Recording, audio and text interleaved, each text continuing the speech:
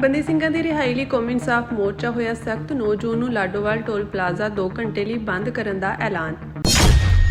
ਸਰਦਾਰ ਸਿਮਰਨਜੀਤ ਸਿੰਘ ਮਾਨ ਵੱਲੋਂ ਮੁਸਲਿਮ ਭਾਈਚਾਰੇ ਨੂੰ ਬਕਰੀਦ ਮੁਬਾਰਕ। ਲਾਹੌਰ ਦੀਆਂ ਸੜਕਾਂ ਦੇ ਇਤਿਹਾਸਕ ਨਾਮ ਬਹਾਲ ਕਰਨ ਦੀ ਯੋਜਨਾ ਟੜੀ। 9 ਜੂਨ ਨੂੰ ਲਾਡੋਵਾਲ ਟੋਲ ਪਲਾਜ਼ਾ ਜਿਹੜਾ ਉਹਨੂੰ ਅਸੀਂ 2 ਘੰਟੇ ਲਈ ਬੰਦ ਕਰਾਂਗੇ। ਚੰਡੀਗੜ੍ਹ ਵਿਖੇ ਕੌਮੀ ਇਨਸਾਫ ਮੋਰਚੇ ਵੱਲੋਂ ਬੰਦੀ ਸਿੰਘਾਂ ਦੀ ਰਿਹਾਈ ਲਈ ਸੰਘਰਸ਼ ਨੂੰ ਹੋਰ ਤੇਜ਼ ਕਰਨ ਦਾ ਐਲਾਨ ਕੀਤਾ ਗਿਆ ਹੈ। ਮੋਰਚੇ ਦੇ ਆਗੂਆਂ ਨੇ ਕਿਹਾ ਕਿ ਹੁਣ ਬੰਦੀ ਸਿੰਘਾਂ ਦੀ ਰਿਹਾਈ ਲਈ ਆਰ-ਪਾਰ ਦੀ ਲੜਾਈ ਲੜੀ ਜਾਵੇਗੀ। ਇਸੇ ਤਹਿਤ 9 ਜੂਨ ਨੂੰ ਲੁਧਿਆਣਾ ਨੇੜੇ ਲਾਡੋਵਾਲ ਟੋਲ ਪਲਾਜ਼ਾ ਨੂੰ 2 ਘੰਟਿਆਂ ਲਈ ਬੰਦ ਕਰਨ ਦਾ ਐਲਾਨ ਵੀ ਕੀਤਾ ਗਿਆ ਹੈ। ਮੋਰਚੇ ਦੇ ਆਗੂਆਂ ਦਾ ਕਹਿਣਾ ਹੈ ਕਿ ਸਾਲਾਂ ਤੋਂ ਜੇਲ੍ਹਾਂ ਵਿੱਚ ਬੰਦ ਬੰਦੀ ਸਿੰਘਾਂ ਦੀ ਰਿਹਾਈ ਲਈ ਸਰਕਾਰਾਂ ਵੱਲੋਂ ਕੋਈ ਠੋਸ ਕਦਮ ਨਹੀਂ ਚੁੱਕੇ ਜਾ ਰਹੇ, ਜਿਸ ਕਾਰਨ ਸੰਗਤਾਂ ਅਤੇ ਪੰਥਕ ਜਥੇਬੰਦੀਆਂ ਵਿੱਚ ਰੋਸ ਪਾਇਆ ਜਾ ਰਿਹਾ ਹੈ। ਉਨ੍ਹਾਂ ਕਿਹਾ ਕਿ ਇਹ ਪ੍ਰਦਰਸ਼ਨ ਸ਼ਾਂਤਮਈ ਢੰਗ ਨਾਲ ਕੀਤਾ ਜਾਵੇਗਾ ਅਤੇ ਇਸ ਰਾਹੀਂ ਸਰਕਾਰ ਤੱਕ ਆਪਣੀ ਆਵਾਜ਼ ਪਹੁੰਚਾਈ ਜਾਵੇਗੀ। ਨਾਲ ਹੀ ਵੱਡੀ ਗਿਣਤੀ ਵਿੱਚ ਸੰਗਤਾਂ ਨੂੰ 9 ਜੂਨ ਦੇ ਇਸ ਰੋਸ ਪ੍ਰਦਰਸ਼ਨ ਵਿੱਚ ਸ਼ਾਮਿਲ ਹੋਣ ਦੀ ਅਪੀਲ ਵੀ ਕੀਤੀ ਗਈ ਹੈ।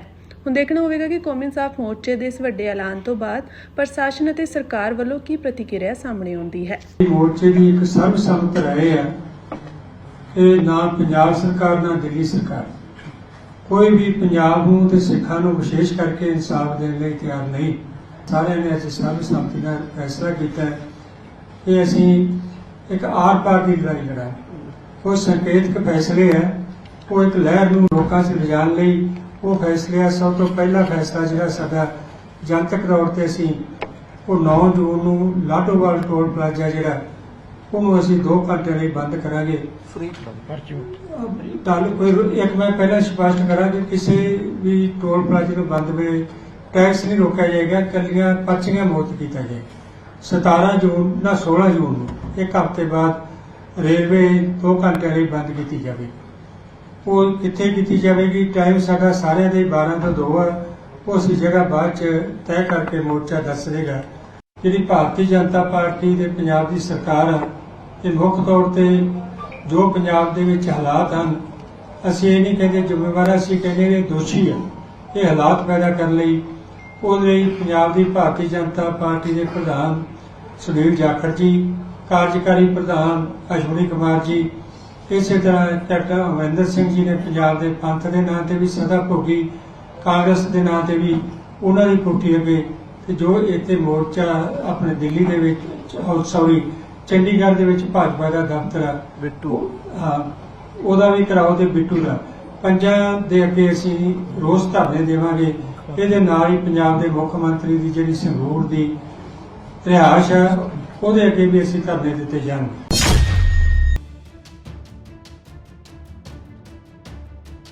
ਸ਼੍ਰੋਮਣੀ ਅਕਾਲੀ ਦਲ ਅੰਮ੍ਰਿਤਸਰ ਦੇ ਪ੍ਰਧਾਨ ਸਰਦਾਰ ਸਿਮਰਨਜੀਤ ਸਿੰਘ ਮਾਨ ਵੱਲੋਂ ਮੁਸਲਿਮ ਭਾਈਚਾਰੇ ਨੂੰ ਬਕਰੀਦ ਦੇ ਪਵਿੱਤਰ ਤਿਉਹਾਰ ਦੀਆਂ ਵਧਾਈਆਂ ਦਿੱਤੀਆਂ ਗਈਆਂ ਹਨ।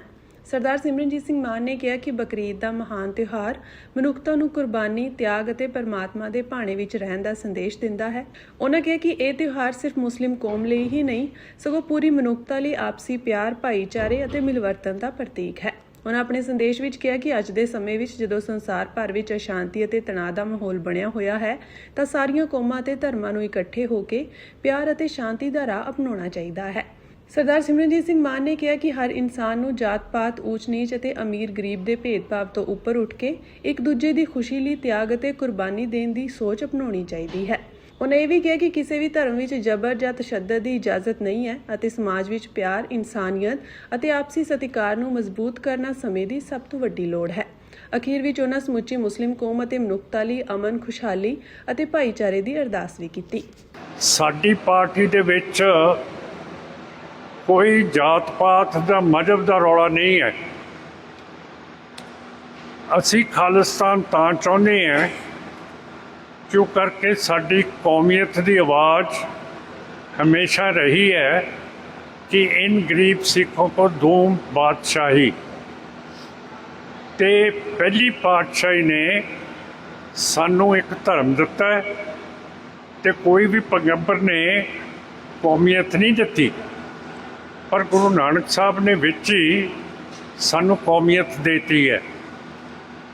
ਤੇ ਜੇ ਕੌਮੀਅਤ ਦਿੱਤੀ ਹੈ, ਸਾਰੇ ਗੁਰੂ ਸਾਹਿਬਾਨ ਨੇ ਕੌਮੀਅਤ ਦੇ ਉੱਤੇ ਵੀ ਕੰਮ ਕੀਤਾ ਹੈ। ਜਿਵੇਂ ਗੁਰੂ ਅੰਗਦ ਸਾਹਿਬ ਨੇ ਸਾਨੂੰ ਗੁਰਮੁਖੀ ਲਿਪੀ ਦਿੱਤੀ ਹੈ, ਹੁਣ ਜਦੋਂ ਮਰਦਮਸ਼ੁਮਾਰੀ ਹੋਣੀ ਹੈ, ਅਸੀਂ ਪੰਜਾਬ ਦਾ ਸੂਬਾ ਕਿਉਂ ਘੱਟ ਕਰਤਾ ਹੈ ਜਾਂ ਛੋਟਾ ਕਰਤਾ?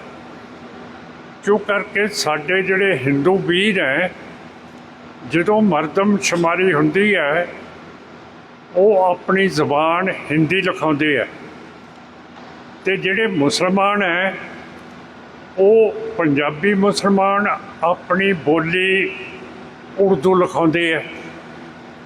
ਹੁਣ ਇੱਲ ਦੇ ਥਾਂ ਕੋਕੋ ਤਾਂ ਉਹਨਾਂ ਨੂੰ ਆਉਂਦੀ ਨਹੀਂ, ਨਾ ਹਿੰਦੀ ਨਾ ਇਹ ਉਰਦੂ, ਪਰ ਮਰਦਮਸ਼ੁਮਾਰੀ ਦੇ ਵਿੱਚ ਆਪਣੀ ਜ਼ਬਾਨ ਹਿੰਦੀ ਅਤੇ ਉਰਦੂ ਲਿਖਾਉਂਦੇ ਹੈ। ਹੁਣ ਤੁਸੀਂ ਮੈਨੂੰ ਦੱਸੋ ਕਿ ਪੰਜਾਬੀ ਦੇ ਵਿੱਚ ਤੁਸੀਂ ਘੋੜਾ ਕਿਵੇਂ ਕਹਿ ਸਕਦੇ ਹੋ, ਘੁੱਗੀ ਕਿਵੇਂ ਕਹਿ ਸਕਦੇ ਹੋ, ਘਰ ਕਿਵੇਂ ਕਹਿ ਸਕਦੇ ਹੋ, ਹੈ ਨਾ? ਸੋ ਪੰਜਾਬੀ ਅਤੇ ਗੁਰਮੁਖੀ ਦੀ ਲਿਪੀ ਸਾਡੀ ਜ਼ਬਾਨ ਹੈ। ਅਸੀਂ ਸਿਰਫ ਆਪਣੀ ਜ਼ਬਾਨ ਨੂੰ ਪੰਜਾਬੀ ਅਤੇ ਗੁਰਮੁਖੀ ਲਿਪੀ ਦੇ ਵਿੱਚ ਇਸ ਨੂੰ ਲਿਖ ਪੜ੍ਹ ਸਕਦੇ ਹਾਂ ਅਤੇ ਆਪਸ ਦੇ ਵਿੱਚ ਗੱਲਾਂ ਕਰ ਸਕਦੇ ਹਾਂ। ਇਹ ਬਹੁਤ ਜ਼ਰੂਰੀ ਗੱਲ ਹੈ, ਕਿਉਂ ਕਰਕੇ ਜਿੰਨੇ ਵੀ ਹਰਿਆਣੇ ਦੇ ਵਿੱਚ ਸਾਡੇ ਜ਼ਿਲ੍ਹੇ ਗਏ ਹੈ, ਜਿਵੇਂ ਕਰਨਾਲ ਹੈ, ਸਰਸਾ ਹੈ, ਅੰਬਾਲਾ ਹੈ, ਇਹ ਸਾਰੇ ਪੰਜਾਬੀ ਬੋਲਦੇ ਇਲਾਕੇ ਹੈ, ਪਰ ਇੱਥੇ ਸਾਡੇ ਹਿੰਦੂ ਵੀਰਾਂ ਨੇ ਹਿੰਦੀ ਲਿਖਾਈ ਹੈ। ਰਾਜਸਥਾਨ ਦੇ ਵਿੱਚ ਗੰਗਾਨਗਰ ਅਤੇ ਹਨੂੰਮਾਨਗੜ੍ਹ ਇਹ ਵੀ ਪੰਜਾਬੀ ਬੋਲਦੇ ਇਲਾਕੇ ਹੈ। ਇੱਥੇ ਵੀ ਸਾਡੇ ਹਿੰਦੂ ਵੀਰਾਂ ਨੇ ਹਿੰਦੀ ਲਿਖਾਈ ਹੈ। ਹਿਮਾਚਲ ਦੇ ਵਿੱਚ ਕਾਂਗੜਾ, ਚੰਬਾ, ਸੋਲਨ, ਇਹ ਸਾਰੇ ਊਨਾ, ਇਹ ਸਾਰੇ ਪੰਜਾਬੀ ਬੋਲਦੇ ਇਲਾਕੇ ਹੈ, ਪਰ ਕਿਉਂ ਕਰਕੇ ਹਿੰਦੂ ਵੀਰਾਂ ਨੇ ਹਿੰਦੀ ਲਿਖਾਤੀ ਹੈ, ਇਹ ਸਾਰੇ ਇਲਾਕੇ ਹਿਮਾਚਲ ਦੇ ਵਿੱਚ ਚਲੇ ਗਏ ਹੈ।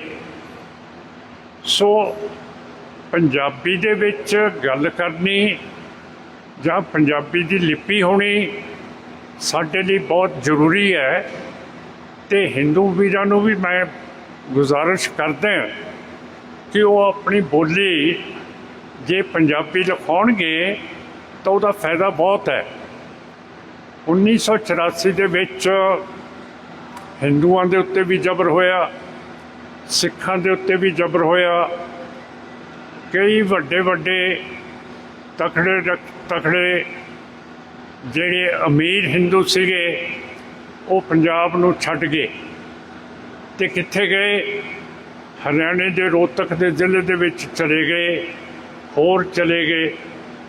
ਪਰ ਜਦੋਂ ਜਾਟਾਂ ਨੇ ਰੌਲਾ ਪਾਇਆ, ਐਜੀਟੇਸ਼ਨ ਕੀਤੀ, ਤਾਂ ਰੋਹਤਕ ਦੇ ਸਾਰੇ ਵੱਡੇ ਸੇਠ ਜਿਹੜੇ ਪੰਜਾਬੀ ਹਿੰਦੂ ਸੀਗੇ, ਉਹਨਾਂ ਦੀਆਂ ਦੁਕਾਨਾਂ, ਉਹਨਾਂ ਦੀਆਂ ਬਿਜ਼ਨੈਸਿਸ, ਉਹਨਾਂ ਦੇ ਉੱਤੇ ਹਮਲੇ ਕੀਤੇ।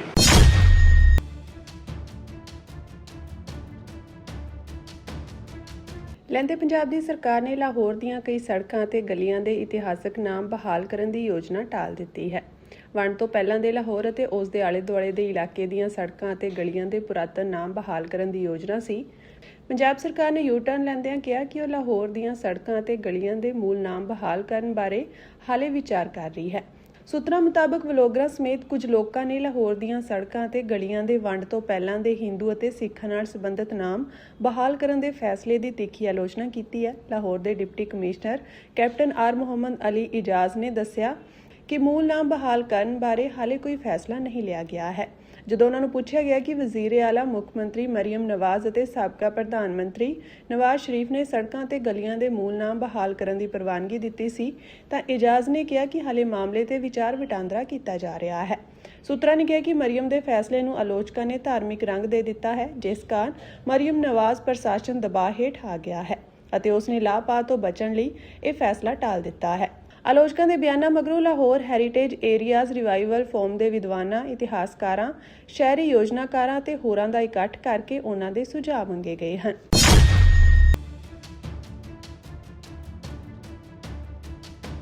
ਸ਼੍ਰੀ ਗੁਰੂ ਗ੍ਰੰਥ ਸਾਹਿਬ ਜੀ ਦੇ 328 ਪਾਵਨ ਸਰੂਪਾਂ ਨਾਲ ਸੰਬੰਧਿਤ ਮਾਮਲੇ ਵਿੱਚ ਬਣੀ ਸਿੱਟ ਵੱਲੋਂ ਸ਼੍ਰੋਮਣੀ ਕਮੇਟੀ ਤੋਂ ਗੈਰ ਜ਼ਰੂਰੀ ਜਾਣਕਾਰੀਆਂ ਮੰਗਣ ਨੂੰ ਲੈ ਕੇ ਸ਼੍ਰੋਮਣੀ ਕਮੇਟੀ ਪ੍ਰਧਾਨ ਐਡਵੋਕੇਟ ਹਰਜਿੰਦਰ ਸਿੰਘ ਧਾਮੀ ਨੇ ਸ਼੍ਰੀ ਅਕਾਲ ਤਖਤ ਸਾਹਿਬ ਦੇ ਜਥੇਦਾਰ ਕੁਲਦੀਪ ਸਿੰਘ ਗੜਗੱਜ ਨੂੰ ਇੱਕ ਪੱਤਰ ਲਿਖਿਆ ਹੈ। ਪੱਤਰ ਵਿੱਚ ਉਹਨਾਂ ਲਿਖਿਆ ਕਿ ਪੰਜਾਬ ਸਰਕਾਰ ਵੱਲੋਂ ਗਠਿਤ ਕੀਤੀ ਗਈ ਸਿੱਟ ਨੂੰ ਸ਼੍ਰੋਮਣੀ ਗੁਰਦੁਆਰਾ ਪ੍ਰਬੰਧਕ ਕਮੇਟੀ ਵੱਲੋਂ ਦਾਸ ਦੀ ਨਿਗਰਾਨੀ ਹੇਠ ਸਹਿਯੋਗ ਦੇਣ ਆਪ ਜੀ ਵੱਲੋਂ ਹੁਕਮ ਕੀਤਾ ਗਿਆ ਸੀ। ਇਸ ਤਹਿਤ ਜਦੋਂ ਵੀ ਸਿੱਟ ਵੱਲੋਂ ਕੋਈ ਰਿਕਾਰਡ ਅਤੇ ਜਾਣਕਾਰੀ ਮੰਗੀ ਗਈ ਤਾਂ ਸ਼੍ਰੋਮਣੀ ਕਮੇਟੀ ਦੇ ਚੰਡੀਗੜ੍ਹ ਸਥਿਤ ਉਪ ਦਫ਼ਤਰ ਵਿਖੇ ਜਾ ਕੇ ਪੂਰਾ ਸਹਿਯੋਗ ਦਿੱਤਾ ਗਿਆ। ਪਰ ਹੁਣ ਸਿੱਟ ਵੱਲੋਂ ਪੁੱਜੀਆਂ ਤੋਂ ਵੱਖ-ਵੱਖ ਪੱਤਰਿਕਾਵਾਂ ਵਿੱਚ ਸ਼੍ਰੋਮਣੀ ਗੁਰਦੁਆਰਾ ਪ੍ਰਬੰਧਕ ਕਮੇਟੀ ਦੇ ਅੰਦਰੂਨੀ ਪ੍ਰਬੰਧਕੀ ਮਾਮਲਿਆਂ ਨਾਲ ਸੰਬੰਧਿਤ ਵੱਖ-ਵੱਖ ਤਰ੍ਹਾਂ ਦੀ ਜਾਣਕਾਰੀ ਮੰਗੀ ਜਾ ਰਹੀ ਹੈ, ਜਿਵੇਂ ਕਿ ਸ਼੍ਰੋਮਣੀ ਕਮੇਟੀ ਦੇ ਸਮੁੱਚੇ ਬੈਂਕ ਖਾਤਿਆਂ, ਲੈਣ-ਦੇਣ, ਬੈਲੈਂਸ ਸ਼ੀਟਾਂ, ਅਕਾਊਂਟਸ ਅਤੇ ਗੁਰਬਾਣੀ ਪ੍ਰਸਾਰਣ ਨੂੰ ਲੈ ਕੇ ਨਿੱਜੀ ਚੈਨਲਾਂ ਨਾਲ ਹੋਏ ਸਮਝੌਤਿਆਂ ਆਦਿ ਨਾਲ ਸੰਬੰਧਿਤ ਜਾਣਕਾਰੀ, ਜਦਕਿ ਇਹਨਾਂ ਦਾ ਕਿਸੇ ਵੀ ਤਰ੍ਹਾਂ 28 ਪਾਵਨ ਸਰੂਪਾਂ ਨਾਲ ਕੋਈ ਵੀ ਸਬੰਧ ਨਹੀਂ ਹੈ। ਅਜਿਹੀ ਗੈਰ ਜ਼ਰੂਰੀ ਜਾਣਕਾਰੀ ਸੰਸਥਾ ਦੇ ਅੰਦਰੂਨੀ ਪ੍ਰਬੰਧਕੀ ਮਾਮਲਿਆਂ ਵਿੱਚ ਸਿੱਧਾ ਦਖਲ ਹੈ, ਕਿਉਂਕਿ ਸ਼੍ਰੀ ਅਕਾਲ ਤਖਤ ਸਾਹਿਬ ਦੇ ਹੁਕਮ ਅਨੁਸਾਰ ਹੀ ਪਹਿਲਾਂ ਸ਼੍ਰੋਮਣੀ ਕਮੇਟੀ ਵੱਲੋਂ ਸਿੱਟ ਦਾ ਹਰ ਤਰ੍ਹਾਂ ਨਾਲ ਸਹਿਯੋਗ ਕੀਤਾ ਜਾ ਰਿਹਾ। ਇਸ ਲਈ ਆਪ ਜੀ ਨੇ ਉਕਤ ਦੇ ਮੱਦੇਨਜ਼ਰ ਵਿਚਾਰ ਕਰਕੇ ਯੋਗ ਆਦੇਸ਼ ਭੇਜਣ ਦੀ ਖੇਚਲ ਕਰਨੀ ਜੀ।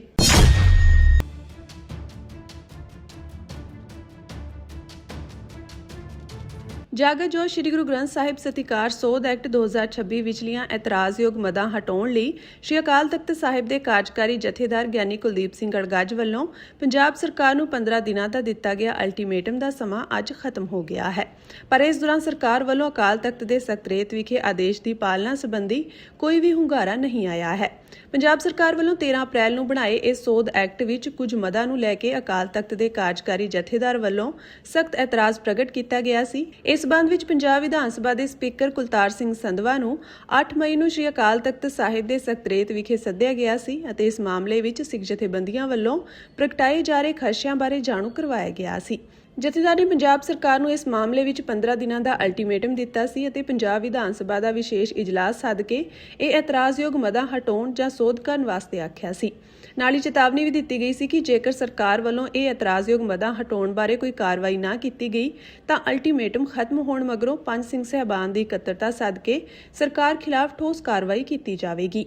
8 ਮਈ ਨੂੰ ਦਿੱਤੇ ਅਲਟੀਮੇਟਮ ਦੇ ਮੁਤਾਬਕ ਇਹ ਸਮਾਂ 15 ਦਿਨਾਂ ਬਾਅਦ 23 ਮਈ ਨੂੰ ਖਤਮ ਹੋ ਚੁੱਕਿਆ ਹੈ, ਪਰ ਅਕਾਲ ਤਖਤ ਦੇ ਸਕੱਤਰੇਤ ਵੱਲੋਂ ਇਸ ਸੰਬੰਧ ਵਿੱਚ ਕੁਲਤਾਰ ਸਿੰਘ ਸੰਧਵਾ ਨੂੰ 11 ਮਈ ਨੂੰ ਵਿਸਥਾਰਤ ਪੱਤਰ ਭੇਜਿਆ ਗਿਆ ਸੀ ਅਤੇ ਉਸ ਵਿੱਚ 15 ਦਿਨਾਂ ਦਾ ਸਮਾਂ ਦਿੱਤਾ ਗਿਆ ਸੀ। ਉਸ ਮੁਤਾਬਕ 15 ਦਿਨਾਂ ਦਾ ਅਲਟੀਮੇਟਮ ਦਾ ਸਮਾਂ ਅੱਜ 26 ਮਈ ਨੂੰ ਖਤਮ ਹੋ ਚੁੱਕਿਆ ਹੈ।